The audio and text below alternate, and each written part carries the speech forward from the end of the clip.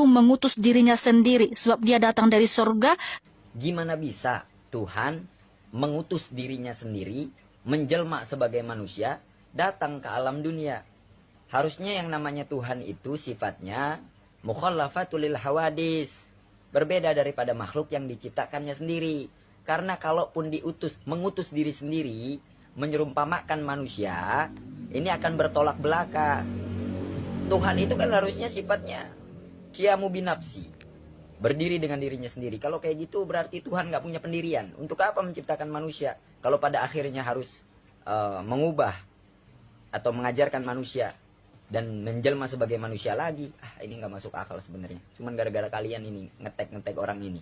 Tapi emang lucu juga sih, pakai kerudung, kalung salib, yang dibahas Tuhan Yesus, Tuhan Yesus. Aduh, liar enggak. Begini, Bu, Ibu kalau mau jadi orang Kristen, jadi orang Kristen yang benar. Kalau mau jadi orang Islam, jadi orang Islam yang benar. Jangan dicampur adukan. Ini bukan gado-gado. Terus, tolong buka kitab Yohanes 5:30, kemudian Lukas 10:16. Ya, argumen itu mungkin bisa mematahkan apa yang Anda sampaikan di dalam vite-vite. Tapi kalau memang nggak tersampaikan atau nggak bisa jadi argumen yang meyakinkan Anda, ya udahlah.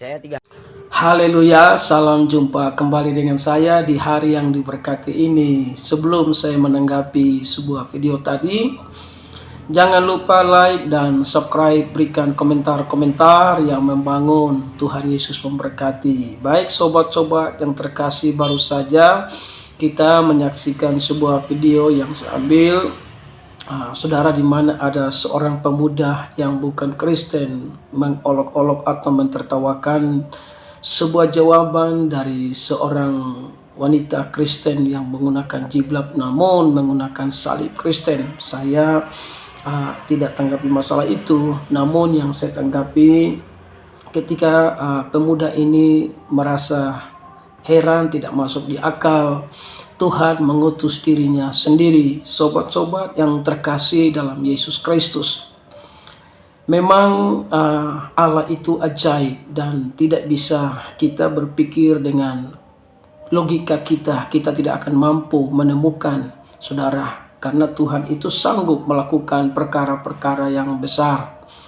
Namun yang saya mau tanggapi dari video tadi adalah dia memberikan dua ayat firman Tuhan, dan saya melihat dalam Yohanes 5 yang dia sampaikan tadi. Sebenarnya Yohanes 5 di ayat yang ke-30, namun itu perikopnya itu bicara tentang kesaksian Yesus tentang dirinya sendiri, ya. Jadi kesaksian Yesus tentang dirinya, saudara, bagaimana dia menyatakan bahwa dia itu juga adalah pribadi Elohim, pribadi yang menciptakan alam semesta. Alkitab menyatakan bahwa dalam 1 Yohanes 5 ayat 7 ada 3 yang memberikan kesaksian di sorga, Bapa, Firman, dan Roh Kudus, dan ketiganya adalah satu. Jadi Allahnya orang Kristen itu hanya satu, tapi dia nyatakan dalam 3 pribadi, saudara yang kekasih. Nah, saudara, di mana kesaksian Yesus Kristus, dia datang ke dalam dunia yang menjadi manusia. Dalam ayat 19 dulu saya bacakan dari Yohanes 5 tadi.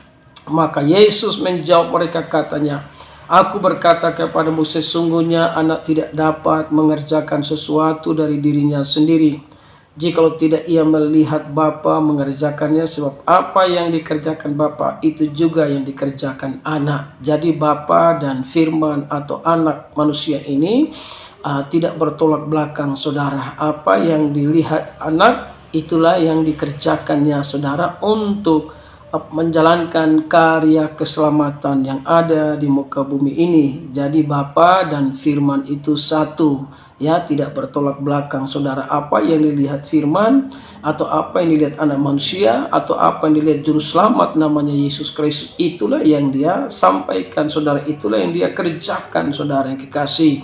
Namun kita lihat kesaksian-kesaksiannya menunjukkan bahwa dia itu satu pribadi, saudara. Di ayat 21, sebab sama seperti Bapa membangkitkan orang-orang mati dan menghidupkannya, demikian juga anak menghidupkan barang siapa yang dikehendakinya. Jadi jelas-jelas bahwa Yesus itu juru selamat, saudara. Walaupun ada pendeta-pendeta besar yang tidak mengakui bahwa dia itu adalah juru selamat, namun di sini Alkitab menyatakan bahwa ada dua pribadi. Bapa itu satu pribadi, anak itu satu pribadi.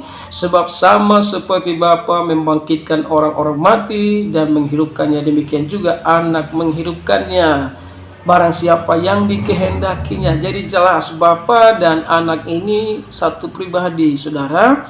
Ya, Bapa satu pribadi, Yesus satu pribadi, saudara. Jadi Yesus itu adalah juru selamat yang datang ke dalam dunia untuk menyelamatkan manusia dengan pengorbanannya di kayu salib. Ayat 22, Bapa tidak menghakimi siapapun, melainkan telah menyerahkan penghakiman itu seluruhnya kepada anak. Jadi penghakiman itu sudah diserahkan kepada anak. Nah, ini bicara jelas Bapa satu pribadi, Yesus satu pribadi. Bukan seperti ada pendeta-pendeta besar mengatakan bahwa Yesus cuma manusia sempurna yang dipakai Elohim untuk mengerjakan karya keselamatan, saudara. Namun sangat jelas Yesus memberikan kesaksian tentang dirinya bahwa pribadinya itu adalah juru selamat, saudara yang kekasih. Siapa yang percaya kepadanya tidak akan binasa, melainkan beroleh hidup yang kekal. Di ayat 23 dari Yohanes pasal 5, supaya semua orang menghormati anak sama seperti mereka menghormati Bapa. Barang siapa tidak menghormati anak, ia juga tidak menghormati Bapa yang mengutus dia, saudara. Bagaimana saudara kita bisa menghormati Allah atau menghormati Bapa kalau kita tidak menghormati Yesus Kristus sebagai Tuhan dan Juru Selamat? Maka sudah otomatis kita tidak menghormati Allah, saudaraku yang kekasih. Jadi Yesus Kristus datang ke dalam dunia yang adalah gambar wujud Allah yang tidak kelihatan. Itulah ketika kita menghormati Dia, kita menghormati Bapa, saudara. Di ayat 24, aku berkata kepadamu, sesungguhnya barang siapa mendengar perkataanku dan percaya kepada Dia yang mengutus aku, ia mempunyai hidup yang kekal dan tidak turut dihukum, sebab ia sudah pindah dari dalam maut ke dalam hidup. Jadi orang yang percaya kepada Yesus Kristus, ya, dia sudah menerima anugerah keselamatan, saudara. Dia menerima pengampunan dosa dan menerima anugerah keselamatan dalam kehidupannya, sehingga dia sudah pindah, bukan akan. Jadi ketika orang masih hidup, dia hidup dalam kebenaran, percaya kepada Yesus, dia tahu pasti dia mati, dia masuk sorga karena dia menerima anugerah keselamatan di dalam Yesus Kristus, saudara kekasih. Jadi sorga itu pemberian lewat Yesus Kristus. Saudara menerima Yesus, menerima sorga. Percaya kepada Yesus, maka saudara tahu jalan ke sorga. Karena dia datang dari sorga, dia tahu jalan pulang ke sorga. Tidak ada satu nabi hebat di dunia ini yang berani berkata, aku jalan dan kebenaran. Dan juga dalam iman-iman yang lain berkata, Isa itu terkemuka di dunia dan akhirat. Walaupun Kristen tidak mengakui, Alkitab tidak mengakui kalau Isa itu Yesus, Yesus itu Isa, walaupun diserupakan, namun di situ ada satu kalimat yang pernah saya dengar bahwa dia terkemuka di dunia dan di akhirat, saudara yang kekasih. Namun saudara harus percaya, tidak ada jalan menuju ke sorga tanpa melalui Yesus Kristus Tuhan. Makanya saudara yang kekasih, dia ambil di ayat yang ke-30, seolah-olah mengatakan bahwa Yesus itu tidak bisa berbuat apa-apa. Kalau kita baca dari atas tadi, kita sudah tahu jelas bahwa dia itu adalah satu pribadi, Allah yang kelihatan, yang datang dalam rupa manusia, saudara. Ketika dia mati, dia naik ke sorga, maka pribadi Allah di dalam Roh Kudus turun menyertai setiap orang-orang yang percaya kepada Tuhan, dan kemanapun dia pergi, Roh Kudus itu menyertai. Maka di ayat 30, aku tidak dapat berbuat apa-apa dari diriku sendiri. Aku menghakimi sesuai dengan apa yang aku dengar, dan penghakimanku adil, sebab aku tidak menuruti kehendakku sendiri, melainkan kehendak Dia yang mengutus aku. Jadi saudara, Bapa dan Firman itu satu. Bapa dan Firman itu tidak bertolak belakang. Bapa dan Firman itu mengerjakan sesuatu karya keselamatan, saudara kekasih, dalam Yesus Kristus Tuhan. Jadi mari kita terus percaya kepada Tuhan kita, Yesus Kristus, yang sanggup melakukan segala perkara. Ya, saudara kekasih, dalam nama Tuhan Yesus. Makanya dalam ayat daripada Lukas 10 tadi, ayat yang ke-16 yang disampaikan, barang siapa mendengarkan kamu, ia mendengarkan aku, dan barang siapa menolak kamu, ia menolak aku, dan barang siapa menolak aku, ia menolak dia yang mengutus aku. Jadi sangat jelas, siapa yang menolak hamba-hamba Tuhan menolak Yesus, dan orang yang menolak Yesus sama dengan dia menolak Bapa, saudara, karena Bapa mengutus firman-Nya, dan firman-Nya itu memakai orang-orang yang percaya kepadanya untuk menyampaikan kabar baik. Menolak hamba-hamba Tuhan sama dengan menolak Yesus. Menolak Yesus sama dengan menolak Bapa.